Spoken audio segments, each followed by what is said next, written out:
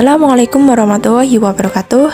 Sebelumnya kami dari kelompok 1 izin mempresentasikan yaitu sumber pencemar alga merah atau retit.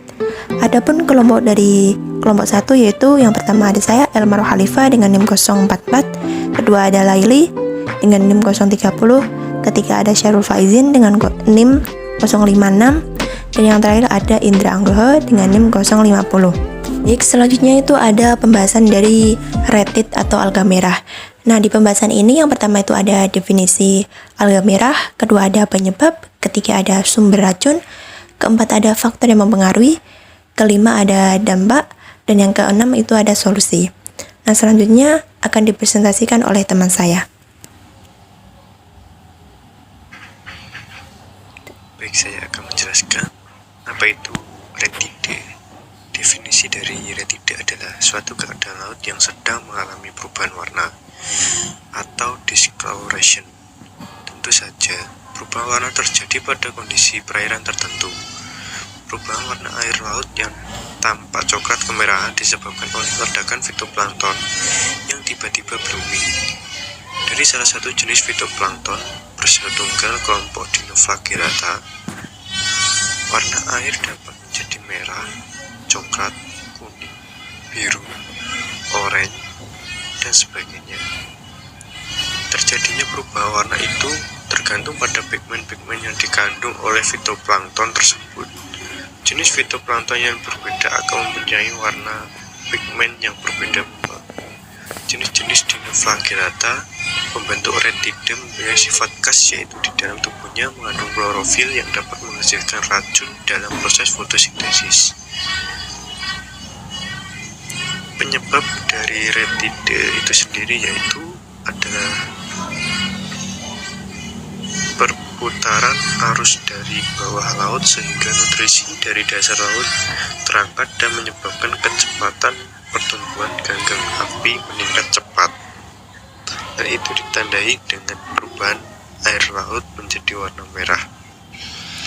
Gelombang merah adalah fenomena global, namun sejak tahun 1980-an, peristiwa gelombang merah atau retida yang berbahaya menjadi lebih sering dan meluas di negara-negara yang terkena dampak peristiwa gelombang merah, antara lain Argentina, Australia, Brasil, Kanada, Chile, Denmark, Inggris, Prancis, dan sebagainya. Peristiwa ini mungkin pernah terjadi di banyak tempat, tapi paling sering ditemukan di Teluk Tampa, Florida. Saat fenomena alam ini terjadi, akan ada banyak ikan yang ditemukan mati secara massal, bahkan air laut juga tiba-tiba berubah warna menjadi biotransformasi, bioakumulasi, dan transfer fossils. Polycricoides mengandung toksis paralitik, nephrotoxis, hemolitik, dan hemaglutanin. Toksin tersebut efektif terakumulasi secara terus-menerus dalam daging biota filter feeder yang ada di lokasi blooming.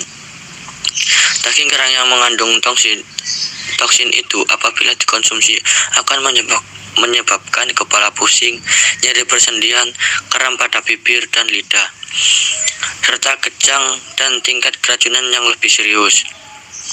Warna kemerahan pada perairan yang mengalami pasang merah disebabkan oleh adanya konsentrasi tinggi dari beberapa spesies Dinoflagellata dan diatom, khususnya Karenia piramida. Rantai makanan di laut dimulai dari produsen yang ada di laut seperti fitoplankton, dan kemudian dimakan oleh konsumen satu, zooplankton. Lalu zooplankton dimakan oleh konsumen dua, yaitu ikan lebih kecil, dan ikan kecil dimakan ikan lebih besar, dan seterusnya sampai ke top predator. Faktor-faktor yang mempengaruhi ini mencakup faktor penyinaran matahari yang cukup, massa air yang cenderung diam, dan kandungan nutrisi nitrat dan fosfat. Retid seringkali terbentuk secara alami akibat pengaruh dari terjadinya upwelling, pergerakan massa air bersuhu dingin dan kaya nutrisi dari kedalaman lautan menuju ke permukaan lautan. Fenomena upwelling ini membawa air dengan konsentrasi tinggi nutrisi seperti nitrat fosfat ke permukaan lautan. Selanjutnya yaitu dampak dari red tide. Yang pertama, ekosistem lautan. Kandungan toksin yang dihasilkan oleh beberapa organisme pembentuk red tide mempengaruhi ekosistem lautan secara beragam. Kandungan toksin ini seringkali meracuni ikan-ikan yang berada di daerah yang terdampak, menciptakan dead zone di mana ikan-ikan teracuni atau bahkan mati dan terbawa oleh gelombang lautan hingga bersisir pantai. Manusia. Keberadaan dari red tide ini yaitu mampu membuat kesehatan manusia menjadi terganggu. Misalnya, seperti terjadinya iritasi pada kulit, terjadinya keracunan akibat dampak dari mengkonsumsi ikan yang sudah mati karena terpapar red tide. Kemudian konsumsi kerang-kerangan yang tercemar kandungan toksin dapat berbahaya bagi manusia. Dalam kebanyakan kasus seperti di Amerika Serikat, makanan laut yang dikonsumsi oleh manusia wajib diuji secara teratur kandungan oleh USDA untuk membantu memastikan keamanan konsumsinya. Namun, pemanenan kerang yang tidak dapat menyebabkan keracunan kerang-kerangan pada manusia. Beberapa gejalanya termasuk diare, mual, kehilangan kontrol motorik, kesemutan, mati rasa, atau bahkan kelumpuhan sistem pernapasan. Nah, jadi yang terakhir ini ada solusi dari red tide. Yang pertama itu menjaga memperbaiki kualitas air secara berkala karena blooming alga memiliki kaitan yang kuat terhadap pH, suhu, dan nutrien. Selanjutnya, melakukan sirkulasi air untuk mengencerkan kepadatan BA. Selanjutnya, memberikan desinfektan aqualisan untuk membunuh BA, lalu melakukan sipon.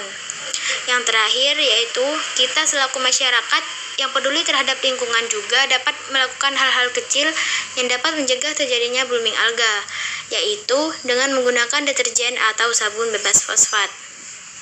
Sekian presentasi dari kelompok kami, kurang lebihnya mohon maaf. See you. Wassalamualaikum warahmatullahi wabarakatuh.